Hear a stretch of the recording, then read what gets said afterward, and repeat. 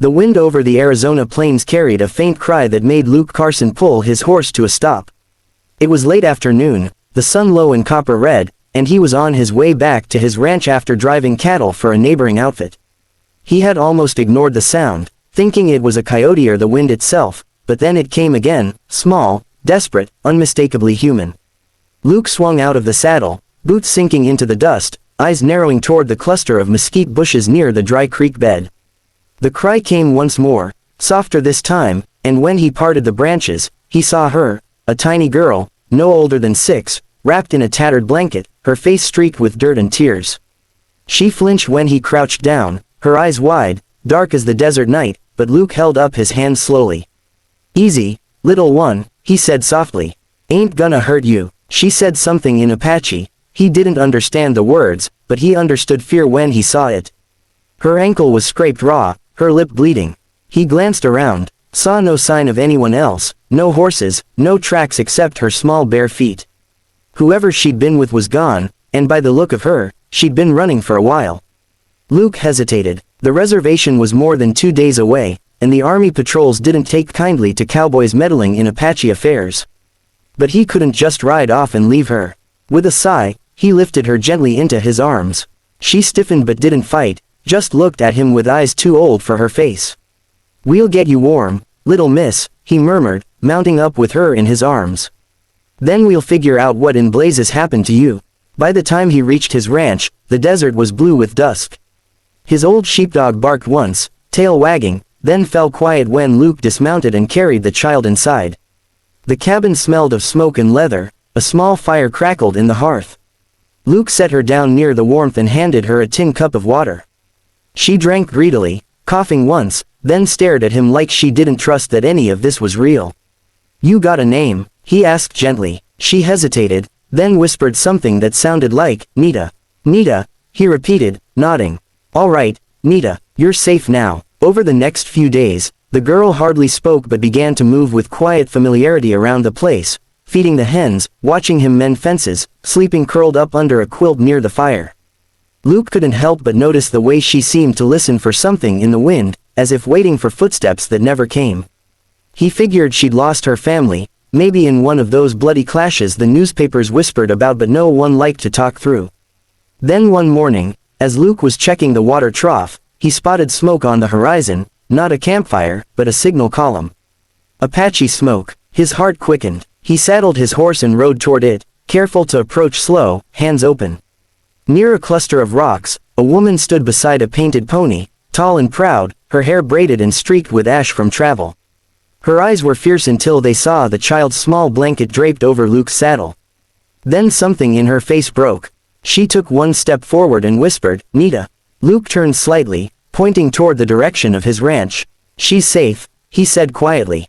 "Been with me 3 days." I didn't know who she belonged to.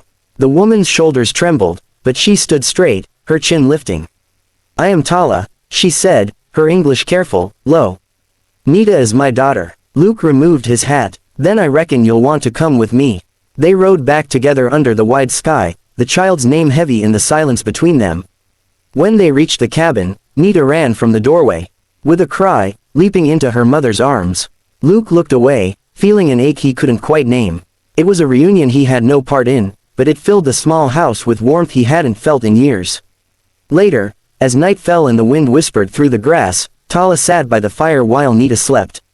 She spoke softly, telling Luke of her husband, a hunter killed months ago in a raid gone wrong, and of how Nita had fled in the chaos, vanishing into the desert.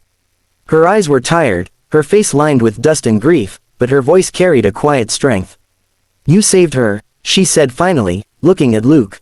"For that, you have my thanks." Luke shifted uneasily, poking at the fire. "Didn't do much, just found her." Tala's lips curved slightly. "You found more than you think." For a long moment, neither spoke. The night outside was vast and full of unseen things, but inside the cabin, there was peace. Luke felt it, fragile, like dawn over the desert. He didn't know what tomorrow would bring, whether Tala and Nita would stay, or ride away with the sunrise, but for the first time in years, the loneliness he carried felt a little lighter. Days passed, and the air around the ranch began to change. Luke had grown used to the sound of boots on his porch and the low creak of the rocking chair at night, but now there were softer sounds, the rustle of Tala's braids as she moved around the fire, the gentle murmur of her voice as she sang Nita to sleep in Apache. It was strange, peaceful, and something in Luke's chest loosened every time he heard it. The widow didn't ask for help, but she worked as if she had always belonged there. She fixed the torn fence wire, ground maize in a stone bowl she carried with her, and tended to the horses with a care that even Luke respected. He had known proud women before, but none quite like her. She spoke little, her eyes always watching, always measuring. Sometimes he caught her gazing westward at sunset, where the mountains turned the color of blood. He wondered if she thought about her husband there, or about the tribe that had turned its back on her after his death. One morning, Luke rode into town for supplies. The air was tense as soon as he hit the main street. Folks on porches stopped talking when they saw him, their eyes following the trail dust on his coat. Old Hank, the blacksmith, spat in the dirt.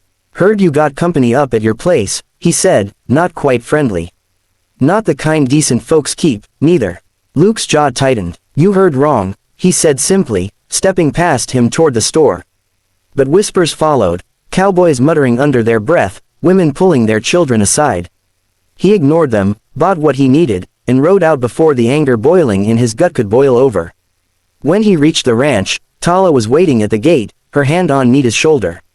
"You went to town," she said quietly. "They will not like that I am here." Luke dismounted, setting the sack of flour on the porch. "They'll get used to it." She shook her head slowly. "White men don't get used to what they fear." That night, they ate in silence. The fire flickered low, throwing long shadows across the wooden walls. Nita had fallen asleep with her doll beside her, and the rancher and the widow sat facing the embers. "You could go," Luke said finally. "Head back to your people." Tala's gaze was steady, her voice calm. "My people buried me when they buried my husband. The white men hate me. The Apache distrust me. Only Nita keeps me alive." Luke looked at her across the firelight. "Then maybe stay. This land don't ask where you come from. Only what you're willing to give." For the first time, she smiled, not wide, but enough to soften the edges of her face. "And what do you give, Luke?" "Carson," he hesitated, eyes dropping to his calloused hands. "Everything I've got," he said. The following days were quiet again, though not empty. Tala began helping with the cattle drives. Nita chased the chickens around the yard, laughing in a way she hadn't before. Luke found himself looking forward to the evenings, the shared bread, the sound of her voice in the dark. But peace, in the frontier, never lasted long. One evening, as the sun dipped low, a group of riders appeared over the ridge, 5 men, dust-covered, carrying rifles. Luke saw them coming and knew before they even reached the fence line that they weren't friendly. The leader, a man named Briggs, spat out a wad of tobacco and glared down from his saddle. "We heard you're keeping company with an Apache," he said, his voice like gravel. "That true?" Luke stood tall beside the gate. "That's none of your business." Briggs' smirk twisted. "It's everyone's business when a rancher brings trouble to town. We don't take kindly to that kind around here." Tala stepped out from the cabin then, Nita clinging to her leg. She said nothing, only stood straight, her face calm but eyes sharp as flint. Briggs chuckled darkly. "Well, look at that. She's got some fire, don't she? Maybe we should." Luke's voice cut through like a whip. "You best ride on, Briggs." Briggs' grin faltered. He spat again, turned his horse, and left with the others, the sound of their laughter fading down the trail. But the air around the ranch felt different now, heavier, like a storm waiting to break. That night, Luke couldn't sleep. He stood at the window, watching the dark horizon. He could feel Tala's presence behind him before she spoke. "They will come again," she said softly. "I know. They hate what they do not understand." He turned to her. "And what do they not understand?" Her eyes met his. "That we are the same." For a long moment, the silence stretched. The wind brushed through the open window, carrying the scent of sage and rain. Luke nodded slowly. "Then we'll make him see it." In that quiet promise, something changed, not spoken, not needed. The ranch wasn't just his anymore. It had become something else. A place of defiance. A home forged out of loneliness, loss, and stubborn hope. Outside, lightning flickered far away, silent and distant. But in the cabin, the fire burned steady, casting light over 2 faces that had spent too long in shadow.